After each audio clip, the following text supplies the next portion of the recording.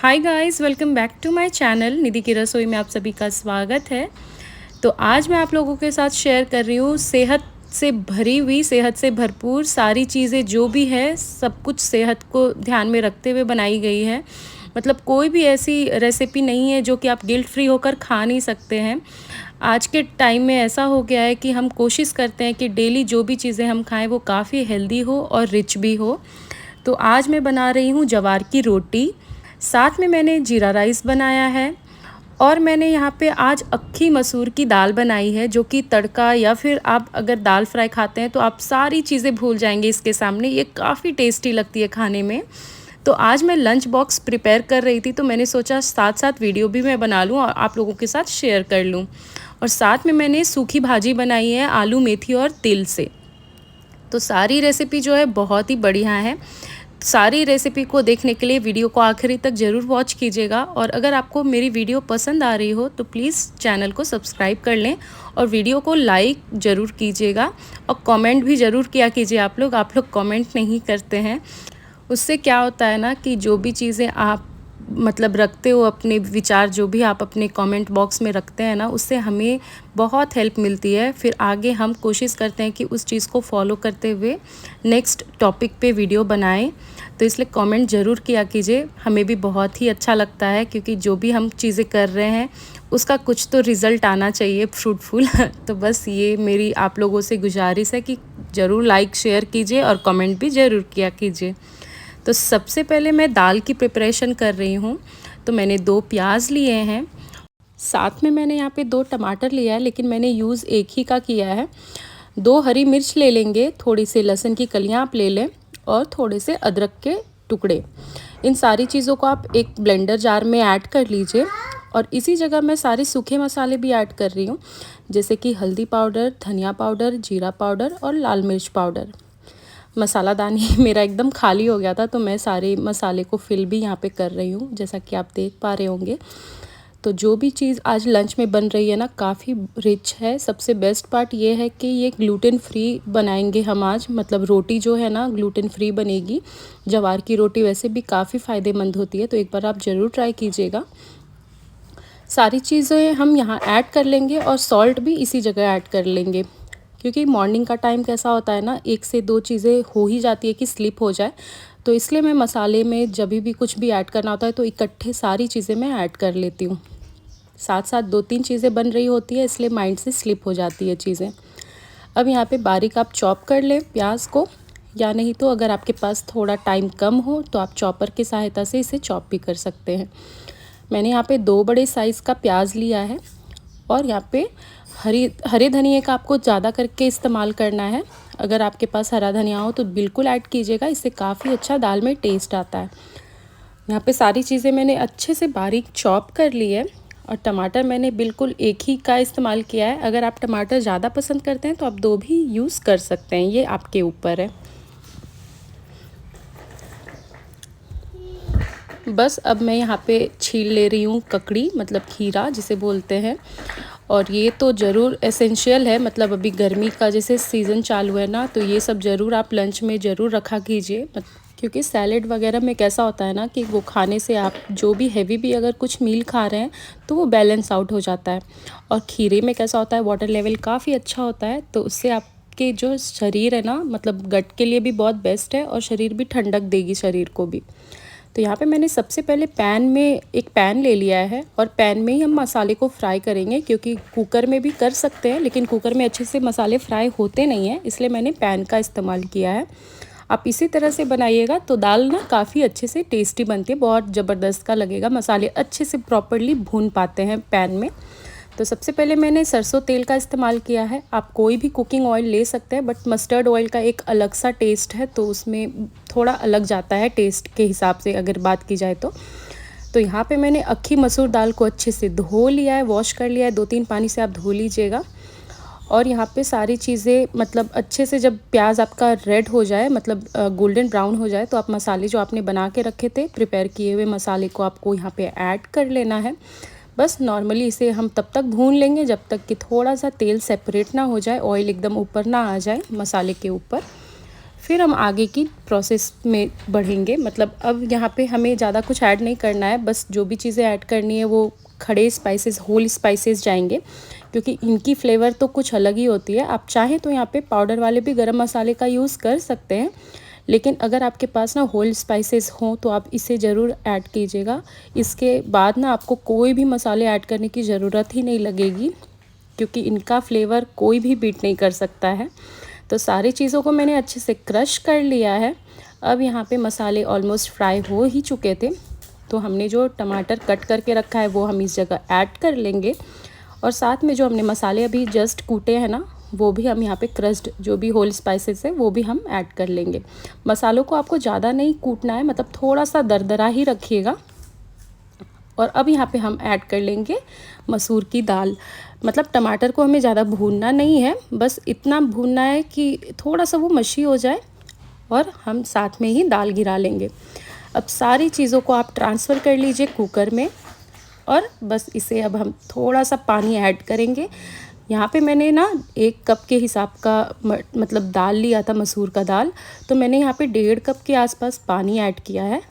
मैंने थोड़ा सा ना ग्रेवी वाला, मतलब थोड़ा सा थिक वाला रखा है कंसिस्टेंसी, तो आप लेकिन अपने हिसाब से अकॉर्डिंगली एडजस्ट कर सकते हैं। ये थोड़ा दाल तड़का टाइप का ही थोड़ा थिक रहता है इसका, तो उस हिसाब से ही आप बनाइएगा, तो बहुत अच्छा बनता है।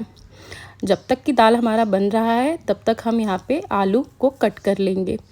तो यहाँ पे मैं थोड़े मोटे मोटे टाइप के आलू कट कर रही हूँ, जैसे पोटैटो वेजेस मिलते हैं ना, बिल्कुल उसी डिज़ाइन के मैं कट लगा रही हूँ। ये बहुत ज़बरदस्त का लगता है इस तरह से, अगर आप कट करके बनाएंगे ना तो इसके फ्लेवर भी थोड़े अलग होते हैं। पतले वाले भुजिया मतलब वो अलग जाता है, और मेथी के साथ अगर आप कभी भी बना रहे हैं या फिर पालक वगैरह के साथ, तो थोड़े आलू को ना आप मोटे मोटे ही रखें, या फिर आप क्यूब्स में भी कट कर सकते हैं। तो यहाँ पे अब मैं फ़्रेश मेथी ले ली हूँ वॉश करके, इसे भी हम अच्छे से कट कर लेंगे। और साग वगैरह ना कैसा होता है ना, ग्रीन वेजिटेबल्स, लीफी वेजिटेबल्स बहुत अच्छा होता है हेल्थ के लिए, तो आप ये सब ज़रूर ऐड किया कीजिए अपने लंच बॉक्स में। और अगर आप किसी को बना के दे रहे हैं, या हस्बैंड या फिर कोई भी जो भी घर में ऑफिस वगैरह जाते हैं, तो ये सारी चीज़ें आप ज़रूर ऐड किया कीजिए अपने लंच बॉक्स वगैरह में, उन्हें काफ़ी अच्छा लगेगा, और साथ साथ ना खाने में भी बहुत ज़बरदस्त का बनता है। अब यहाँ पे मैंने पैन में सरसों का तेल ले लिया है, साथ में मैंने थोड़ा सा जीरा ऐड किया है, और आलू और नमक भी हम इसी जगह ऐड करेंगे, ताकि थोड़ा आलू ना अच्छे से सॉफ्ट और टेंडर सा हो जाए। अब यहाँ पे जब तक आलू थोड़ा टेंडर सा हो रहा है तब तक हम आटा लगा लेते हैं। तो यहाँ पे मैंने 1.5 कप ज्वार का आटा लिया हुआ है, और यहाँ पे मैंने गर्म पानी ले लिया है 1 कप के आसपास। 1 कप पूरा आपको पानी ऑलमोस्ट लग जाएगा, हो सकता है ऊपर नीचे 1-2 चम्मच हो, तो आपको थोड़ा टाइम ले लेके इस आटे को लगाना है।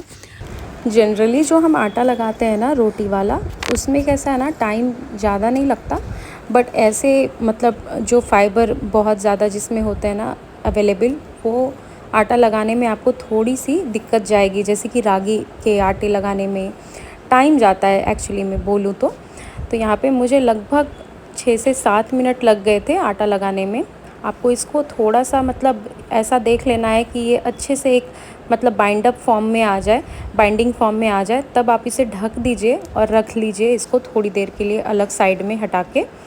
अब यहाँ पे हम थोड़ा आलू चेक कर लेते हैं कि क्या कंडीशन है आलू की, क्योंकि मैंने फ़र्स्ट मतलब जो ढका था उसके बाद में ये चला रही हूँ, क्योंकि जनरली ये जो आलू भुजिया बनाते हैं ना हम, इसे ज़्यादा चलाना नहीं होता है, नहीं तो आलू बीच से ब्रेक हो जाएंगे, क्योंकि ये टेंडर हो जाता है नमक डालने की वजह से। पहले ही हम इसमें नमक डाल चुके हैं ना, इस वजह से ये सॉफ्ट हो जाता है ऑलमोस्ट। अब यहाँ पे मैंने थोड़ा सा हल्दी ऐड किया है, और साथ में जो मेथी हमने कट करके ऐड रखे थे वो हम यहाँ पे ऐड कर लेंगे।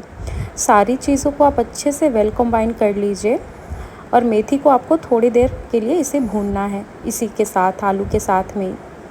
अब यहाँ पे सुबह सुबह आदू भी उठ गया था, क्योंकि मैं बेड से जैसे ही निकलती हूँ हटती हूँ तो उसकी भी नींद खुल जाती है, और इसकी तबीयत काफ़ी अभी ख़राब चल रही है। थोड़ी बहुत मतलब 1 दिन 2 दिन से अभी थोड़ी बहुत सुधार है, बट फिर भी खांसी एकदम बहुत ज़्यादा ही हो गया है इसको इस बार। अब यहाँ पे आलू का जो मतलब सब्ज़ी है, ये ऑलमोस्ट अच्छे से दोनों अच्छे से वेल कंबाइन हो चुके थे, मतलब मेथी भी भुन गई थी। तो यहाँ पे अब थोड़ा सा हम लहसुन ऐड कर लेंगे क्रश करके। यहाँ पे मैं ग्रेटर से इसको क्रश करके ऐड कर रही हूँ, आप चाहे तो कूट के भी ऐड कर सकते हैं। अब यहाँ पे थोड़ा सा आप मिर्च पाउडर यूज़ करना चाहते हैं तो आप ज़रूर यूज़ कीजिएगा, थोड़ा सा एक मतलब तीखापन भी आ जाएगा सब्ज़ी में। और लास्ट में आप थोड़ा सा तिल ज़रूर ऐड कीजिएगा, इससे ना लेवल बहुत ही नेक्स्ट लेवल चले जाता है, मतलब स्वाद काफ़ी इन्हेंस हो जाता है तिल की वजह से। इसलिए तिल अगर आपके पास हो तो आप ज़रूर ऐड किया कीजिए। कोई भी सूखी सब्ज़ी वगैरह जैसे कोई आइटम आप बना रहे हैं ना, लास्ट में अगर आप तिल ऐड करेंगे ना, उसकी स्वाद में ना बहुत ही मतलब एक लेवल ही अलग हो जाता है। अब यहाँ पे दाल ऑलमोस्ट पक चुके थे, मतलब मैंने जब चेक किया तो अच्छे से गल गए हैं दाल, अच्छे से एकदम सा सॉफ्ट सा हो गया था। अब यहाँ पे हम इसमें लास्ट में धनिया ऐड करेंगे और मैंने यहाँ पे 1 चम्मच देसी घी ऐड किया है। धनिया भर के ऐड कीजिएगा, इससे काफ़ी अच्छा टेस्ट आता है। और घी के जगह आप चाहे तो रिप्लेस करके बटर भी ऐड कर सकते हैं, लेकिन अपना देसी घी का एक अलग ही स्वाद है, तो आप घी ज़रूर ऐड कीजिएगा। अब यहाँ पे आटा मैंने निकाल लिया है और इसे अब हम थोड़ी देर के लिए स्ट्रेच कर लेंगे।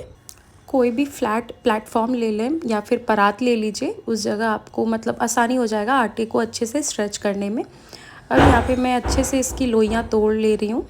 आपके जितने आटे मतलब जितने आप रोटी के आटे की लोइयाँ बनाते हैं ना, उसका 1.5 गुना ज़्यादा एक लोई में इसमें जाता है, मतलब 1.5 रोटी की लोई के बराबर इसकी एक लोई होती है।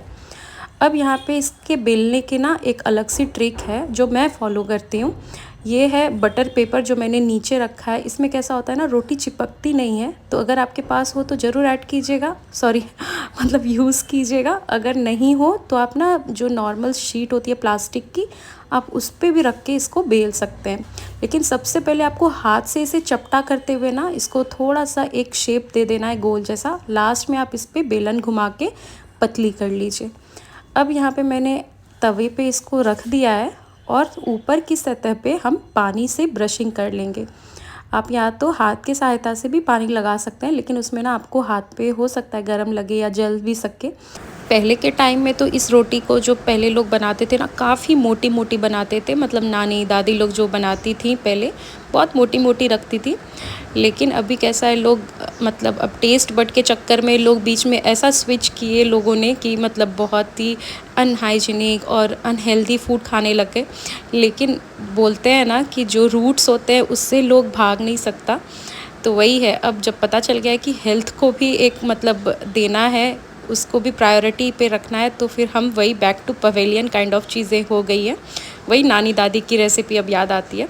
तो ये रेसिपी बहुत अच्छी है, आप ज़रूर ट्राई कीजिएगा। और रोटी जैसे बनते जाए फटाफट से घी लगा लीजिएगा, उससे काफ़ी देर तक ये सॉफ्ट रहेगी।